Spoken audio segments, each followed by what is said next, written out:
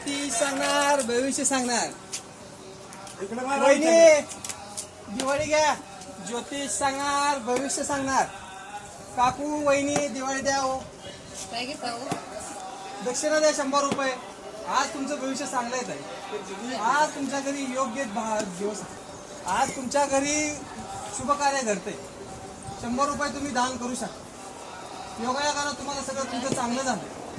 आज तुम्हाला तुमच्या नशिबानं चांगली मुलं पाहिजे. तुम्हाला ताई एक मुलगा एक मुलगी सगळ्यांचं चांगलं येत आहे. तुम्ही खूप कष्ट केले त्याच्यामुळं आज तुम्हाला हे दिवस बघायचे आले चांगले दिवस.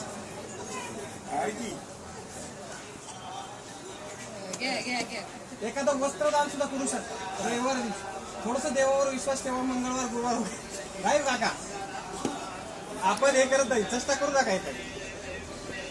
त्रास नाही पुढे. बाकी सगळं चांगलं आहे. थोडं स्वतःकडे लक्ष देत जा. दुसऱ्याचं करता करता तो स्वतःकडे अजिबात बघत नाही. स्वतःवर जरा थोडंसं स्वतः बाबतीत जरा थोडंसं स्वतःवर काय म्हणतात कष्ट घे. तुझं खूप चांगलं होईल. एखादा मंगळवार गुरुवार करत जा. दत्त महाराजांचा आशीर्वाद आहे तुला. मंगळवार चालू कर करायला. अजून तर काय तुझे खूप कष्ट केले लहानपणामध्ये. शाळेत खूप हुशार होतीस. आतापर्यंत शिक्षण तुझं आहे नशिबी. तू सुद्धा थोडंसं स्वतः प्रयत्न करता. अजून थोडं पाणी येतेस का बाळा?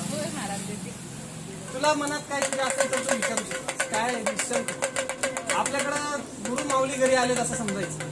त्यांची सेवा घडणं हे सुद्धा भाग्याचं काम आहे. तुझ्या घरी आज कार्य घडतंय तर तू तुझ्या इच्छेनं दान करू शकतेस. 100 101 151 रुपये तुम्ही दाखव. नाही माऊली घेत नाही आपण. जय जय रघुवीर समर्थ कुंडले.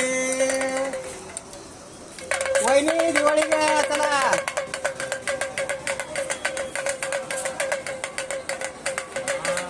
समर्थ महाराज की जय.